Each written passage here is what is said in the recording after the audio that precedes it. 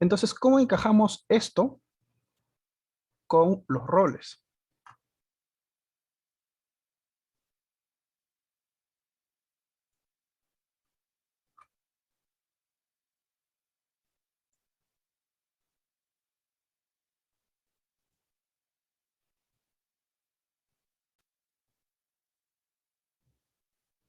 Bien, bueno, en primer lugar, el riesgo permitido respecto a aquellas personas que no se encuentren en un rol, ¿no? Por ejemplo, un ciudadano común eh, puede conducir sin ningún problema porque eso está permitido. Bien. Ahora, ¿qué sucede, por ejemplo, respecto de un ciudadano común ante aquellas situaciones específicas, ¿no? Por ejemplo, la ley Artes. Bien, en el supuesto de que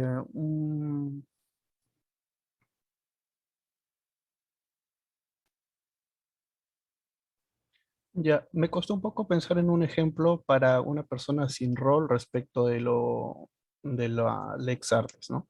Pero, a ver, un ciudadano está caminando y en eso ve un accidente de tránsito eh, en el que, bueno, lo más afectado es un auto particular que por ahí empieza a botar humo. Entonces, este ciudadano decide ayudar a los pasajeros de ese auto y corriendo abre la puerta de este y empieza a cargar a los pasajeros y alejarlos del carro lo más rápido que puede. Entonces, tal vez una ley médica, un reglamento, una normativa médica hubiera dicho, no, no puedes sacar a los pasajeros así porque se requiere primero ponerle el collarín para evitar, ¿no? Un mal movimiento de la columna, etc. Pero estamos hablando de un ciudadano que no es médico. Por lo tanto, esta lex arti no le es imputable a él, ¿sí? Porque él actúa de acuerdo hasta donde un ciudadano común debe actuar. Ahora, si por ejemplo habláramos, un poco complicado, un poco forzado el ejemplo. Bien. Eh, Respecto de normas técnicas, no se me ocurre un ejemplo, porque, bueno, debe haber, simplemente no se me ocurre un ejemplo en el que un ciudadano común, en una situación común, mm, deba hacer uso de normas técnicas, pero más o menos un ejemplo análogo al que he puesto de la Lex Artis. Ahora, ¿qué sucede cuando alguien está en su competencia por organización? Bien, como dijimos, la competencia por organización tiene deberes de aseguramiento y deberes de salvamento. Entonces, eh, cuando existe competencia por organización, lo que se exige de esta persona es que actúe hasta donde una persona de su rol debe conocer. Por ejemplo, este, mm,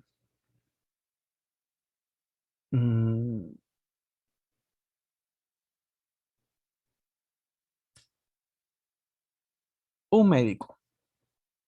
El ejemplo es conocido, ¿no? Un médico se encuentra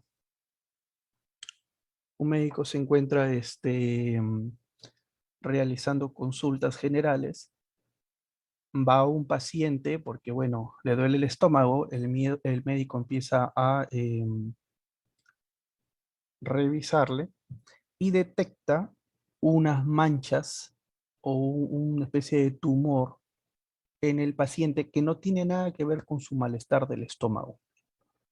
Bien, entonces, como el médico está en ese momento en su rol de médico general, y no en un rol más específico, por ejemplo, que este médico esté llevando una especialización en oncología, entonces no es parte de su deber tomar medidas para que el paciente sepa o empiece a cuidarse por este posible cáncer que tiene.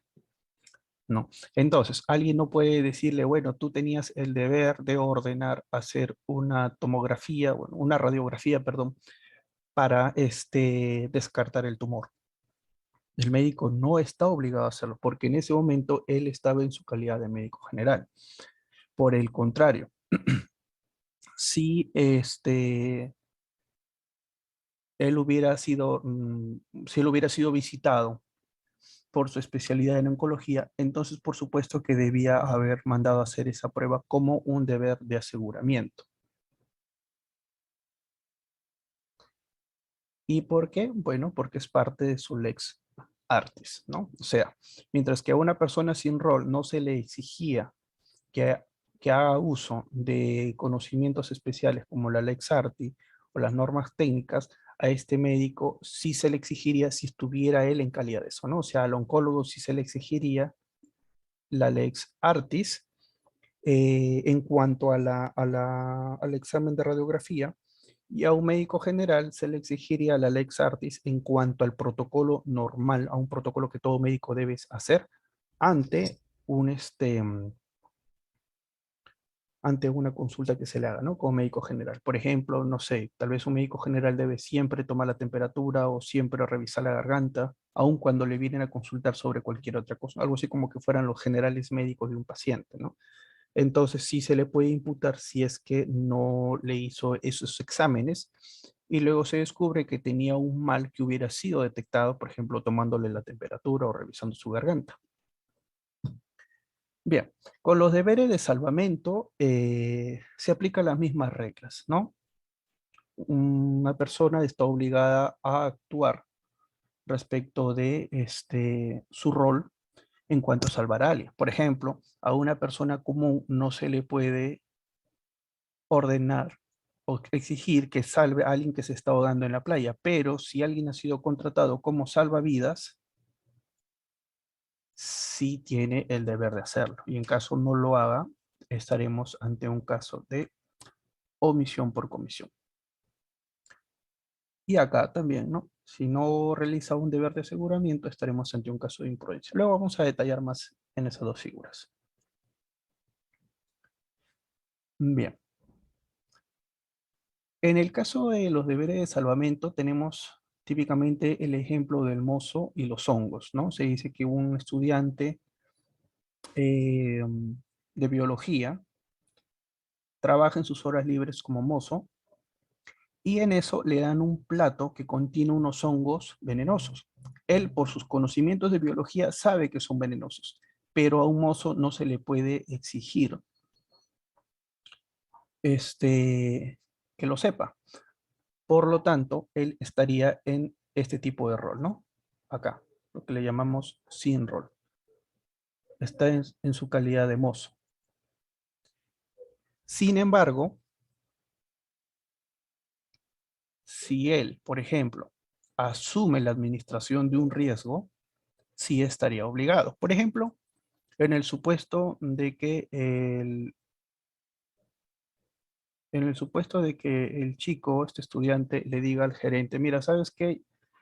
Me estás contratando como mozo, pero yo soy estudiante de biología, así que si gustas, yo te aviso cuando alguno de los hongos aquí utilizados sean venenosos. Entonces, está asumiendo la administración de un riesgo. Si él en este supuesto ya no avisa, entonces sí se le puede imputar un resultado. ¿Sí? Y también el caso más conocido del desvío del curso causal.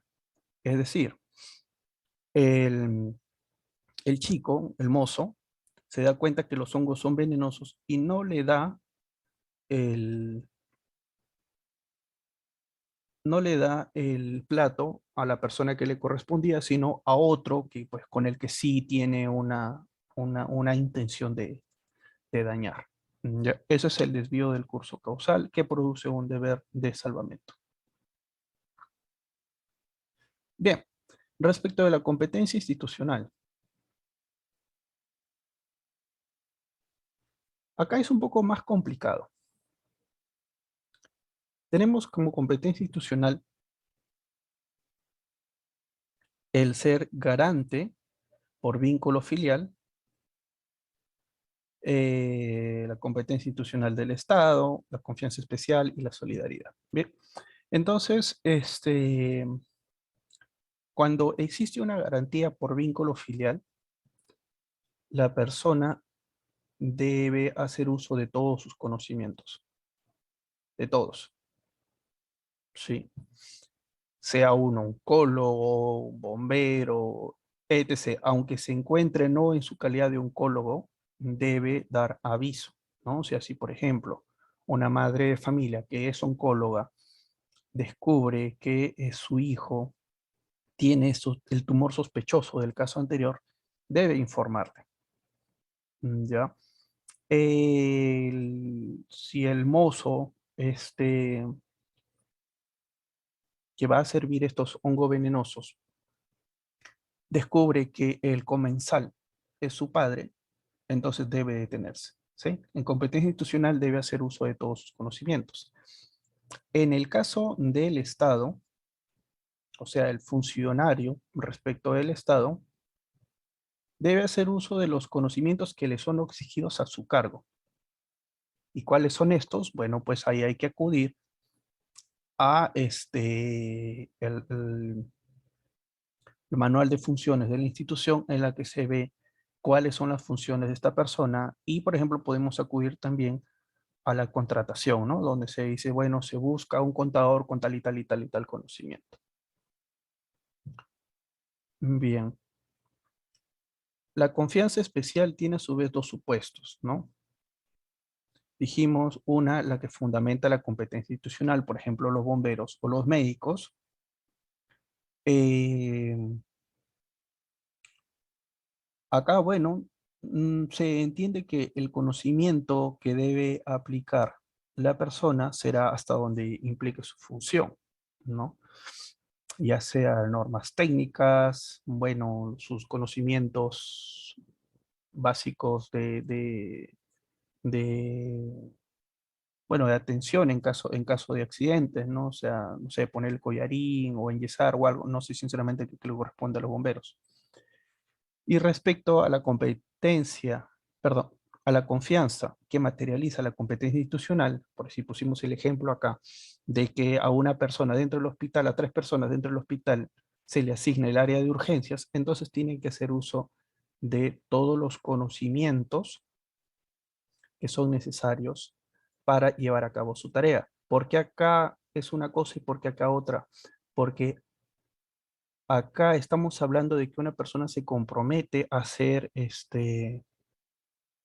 bombero y por lo tanto él necesita los conocimientos de un bombero. Se sabe qué conocimientos debe tener, ¿no? Y qué conocimientos y qué habilidades. En cambio, en el área de urgencias, como no tiene una función definida, porque pues puede pasar de todo en esta vida, entonces se espera que ellos mm, actúen efectivamente ante las mil y un posibilidades que van a surgir. Bien, respecto de la solidaridad,